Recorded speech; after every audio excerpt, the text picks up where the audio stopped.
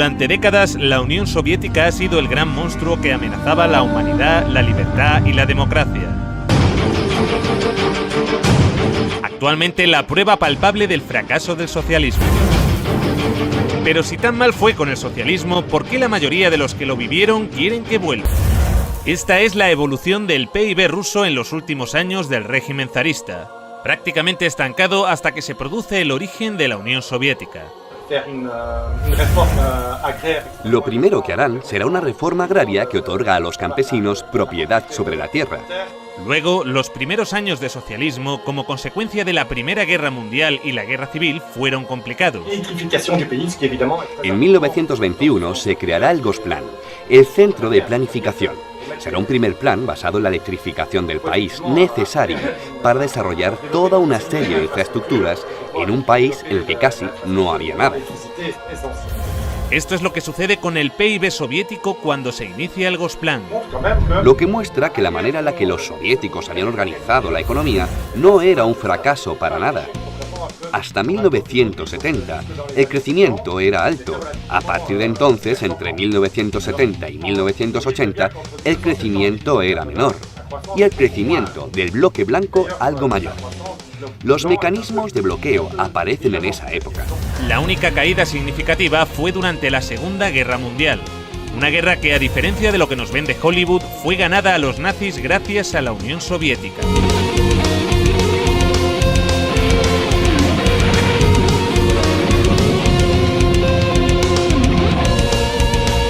Stalingrado fue la primera gran victoria del ejército soviético. El triunfo del Volga es como un faro, el punto de inflexión de la Segunda Guerra Mundial. Solo en Stalingrado murieron más nazis que en todo el frente occidental junto. Europa y la URSS habían quedado devastadas tras la guerra. Elaboraron lo que más tarde se convertiría en el Programa de Recuperación Europea, que lograría levantar nuevamente a la Europa occidental. Europa necesitó que los Estados Unidos inyectaran cantidades ingentes de dinero para relanzar su economía. La Unión Soviética no. La URSS se desarrollaba más rápido que los países avanzados. No muchos países lograron cifras de desarrollo igual de rápidas. Algunos países de Asia del Este, tras la Segunda Guerra Mundial, lograron altos niveles de desarrollo, pero en la época era inigualable. En el año 1963, Rusia había pasado de un sistema monárquico con una economía agrícola atrasada a multiplicar por 52 su volumen industrial gracias a la economía planificada. La primera vez en la historia que un país alcanza tales cotas de desarrollo sin esclavizar o robar los recursos naturales de países subdesarrollados como hace Occidente. Y la calidad de su industria a menudo superaba a la occidental. En la antigua Alemania del Este, la economía comunista más eficiente, las normas estipulaban que las neveras y las lavadoras debían funcionar durante 25 años. Compré esta nevera en Alemania del Este en 1985. Tiene por lo menos 24 años. Nunca he tenido que cambiar la bombilla. Tiene casi 25 años.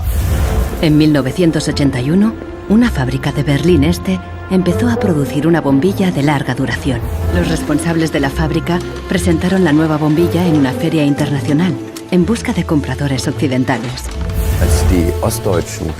Cuando los fabricantes de Alemania del Este presentaron estas bombillas de larga vida en la feria de Hannover de 1981, sus colegas del oeste dijeron: «Os quedaréis sin trabajo».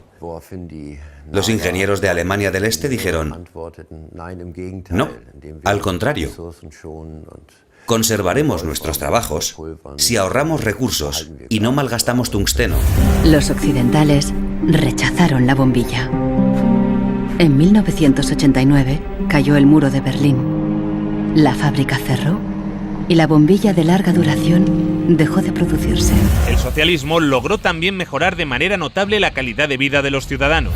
La esperanza de vida subió de 40 a 70 años en 4 décadas y la mortalidad infantil se redujo en casi un 90%.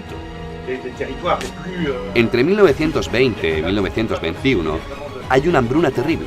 La guerra destruye la agricultura y además la guerra se da en los territorios más fértiles. La economía planificada también logró resolver esto, tanto que el promedio de estatura aumentó. consecuencia de las mejoras en la alimentación tras la Segunda Guerra Mundial. Esta gráfica muestra los niveles de ingesta calórica per cápita en Europa y los Estados Unidos. Aquí abajo, España. Por encima de todos, la Unión Soviética. Crearon también el primer sistema sanitario universal y gratuito del mundo. Los servicios sanitarios actuales de la URSS son el resultado de 40 años de evolución, experiencias e investigaciones. Forman un sistema unificado que se extiende a todas las disciplinas sanitarias y cuyas ramificaciones alcanzan a todos los centros de población que constituyen las 15 repúblicas de la Unión, llegando hasta las más pequeñas y remotas aldeas y zonas agrícolas. En el año 1980, la URSS tenía más médicos y camas de hospital que los Estados Unidos de América. También crearon el primer sistema educativo universal y gratuito en el que se incluía la universidad. Todo el material escolar lo proporcionaba el Estado. En los años 70, la URSS tenía 5 veces más ingenieros titulados que los Estados Unidos. Y mientras los Estados Unidos pasaban la Gran Depresión con un 23% de paro, la Unión Soviética alcanzaba la plena ocupación. Sus oficinas de desempleo permanecieron cerradas hasta el año 88. Y las condiciones laborales no estaban nada mal. Con la Constitución Soviética de 1936 se estableció la jornada laboral de 7 horas, pudiendo verse reducida a 6 o incluso a 4 para las profesiones más duras. La jubilación era a los 60. Para los trabajos más duros podía llegar a adelantarse a los 50. Solo hacían falta 20 años cotizados para cobrar la pensión completa. Los sueldos se cobraban al 100% durante las bajas por enfermedad, y también tenías derecho a bajas si tus hijos se ponían enfermos. La baja por maternidad duraba 1 año. De hecho, fue el país que consiguió las mayores cotas de igualdad entre hombres y mujeres. Antes, en la RDA de su juventud, la mujer era igual que el hombre, y a veces incluso superior. 9 de 10 trabajaban, había guarderías para sus hijos y tenían tiempo de ocio. Este sistema de seguridad social serviría de inspiración a la socialdemocracia occidental, que llevaría a los Estados Unidos y a Europa a su mejor época de la historia en bienestar y derecho. El acceso a los coches era difícil, pero el transporte público era gratuito y amplio. La red ferroviaria llegó a ser de las más grandes y desarrolladas del mundo. Nos enfrentamos al recorrido ferroviario más largo del mundo, el Transiberiano. Una sociedad que había logrado garantizar a todos los ciudadanos los bienes de primera necesidad. La vivienda, el agua, la luz o la calefacción no suponían más de un 30% del salario de un trabajador. Y si no podías permitirte una vivienda, el Estado te la regalaba. En la década de los 60 surgieron bloques de apartamentos en todas las ciudades soviéticas. Claro que estábamos contentos. Esperábamos esos apartamentos como el que espera a que el pastel salga del horno. Estábamos hartos de vivir con otras familias. Cuando nos mudamos nos pareció un paraíso.